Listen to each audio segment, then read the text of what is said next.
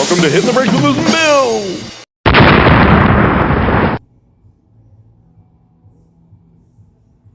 Hey Bill, how you doing? It's been a while. I was feeling a little nostalgic today.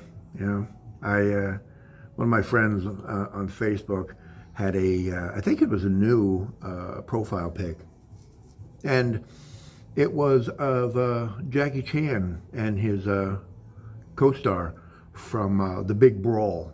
You know, in this publicity still, it's him in a Western outfit with a cowboy hat, really young.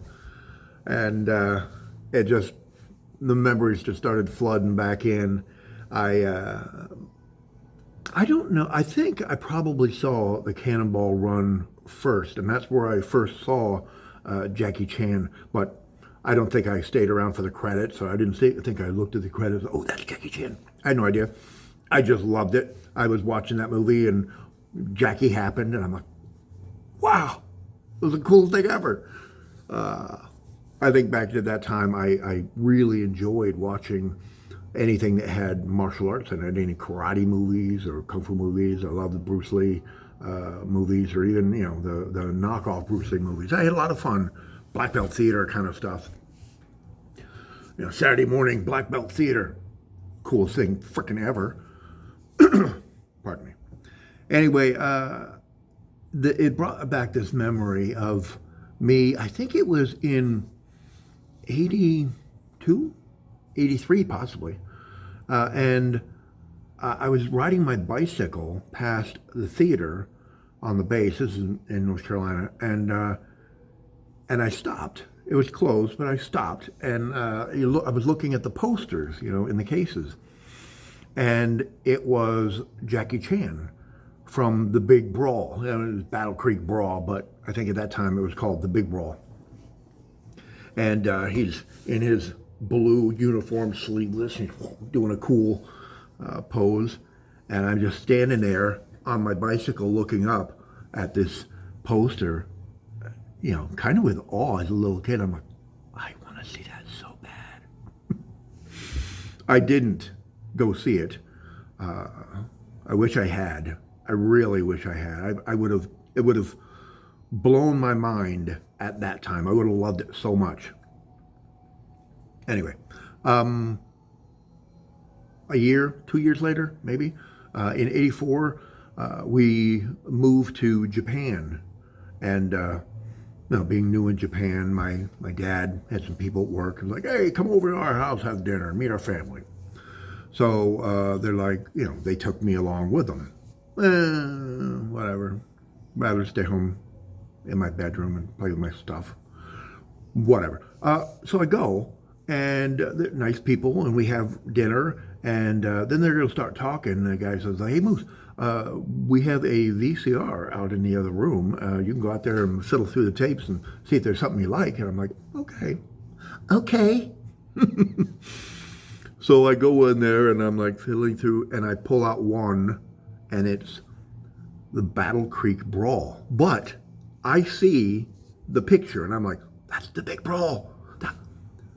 That's the poster. That's the guy in the poster that I saw, and this was the movie. I'm gonna watch this movie. So I put it in, and I loved it. It made my night, which just goes to show you, if you're going someplace and you're like, oh, I'm not gonna have any fun. Next thing you know, Battle Creek Brawl happens. Anyways, normally, Bill, this is one of those things you'll be like, I'll tell my story and be, Bill, when was the first time you? But you know what? I'm just talking nostalgia, and it just reminded me of that first time that I saw Jackie Chan on a poster and was like, I want to see that. And then after I moved to Japan, I saw the Battle Creek Brawl, and then my mom and dad got a VCR, and they're like, hey, Moose, my brother, too, at the time, was still living with us. Brian and us, we watched this movie, this martial arts movie. We think you're going to love it. And I'm like, oh, okay, I'll get to it. I don't know where I was, how they watch it, and I didn't. Maybe I was at the youth center riding my bike around having fun. But so finally, they're like, here, we'll put it in. And they went away and did some stuff, and I sat there and watched it. And it was a movie called Spartan X. That's what the title was there. However, the real title is Wheels on Meals, and it is probably the greatest Jackie Chan movie ever freaking made. And I'm watching that with the Battle Creek Brawl in my mind, but then I'm watching that and I'm like, oh my God, this is the greatest thing ever. And it still is.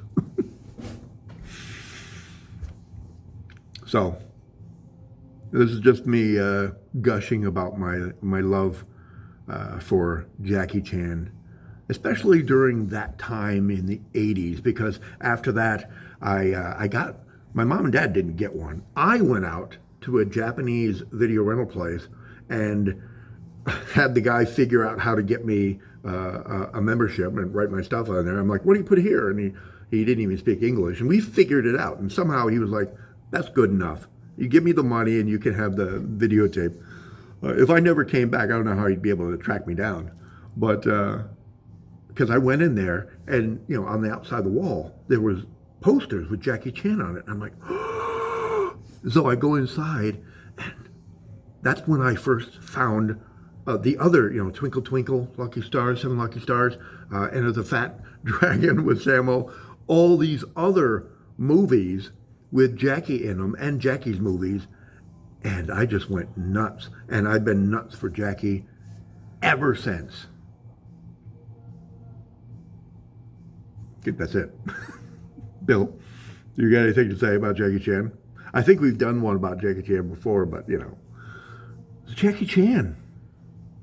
Yeah, we have done one on Jackie Chan, my friend. My thing was that I think I've only seen 2 Jackie Chan movies. I want the brutality of that, like, mathematical precision of his combat. The fact that he's like a fighter the way Nureyev was a dancer, or Glenn Gould was a piano player or some shit. And it's always the tone, the comedic tone is so at odds with like what I expect from like hardcore combat. I know that his whole thing is that he needs to, leaven the intensity of it with the comedy. That's what makes him feel like he's saying something about the world. It only matters to him if there's the sort of balletic dance of, the where his fists land, how he can kick and keep his leg up in the air after the kick and sort of maintain a rock solid position.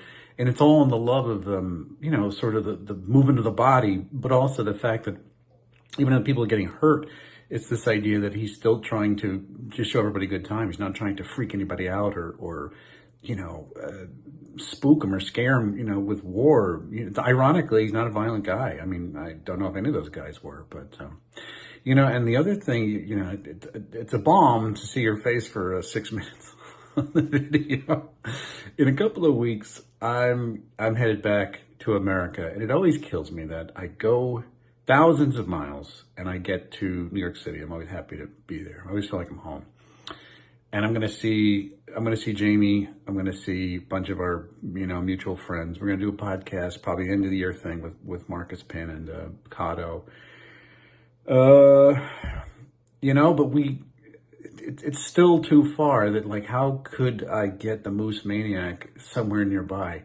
It kills me that you were in New York during the pandemic and I wasn't able to get there.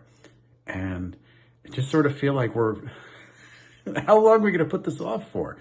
I feel like the delayed reaction or the delayed gratification of just like hanging out, like it's so much tension at this point for me that, what we're doing, we're doing podcasts together, we're doing videos and all that shit, but we just haven't had the experience of being in the same room. It kills me.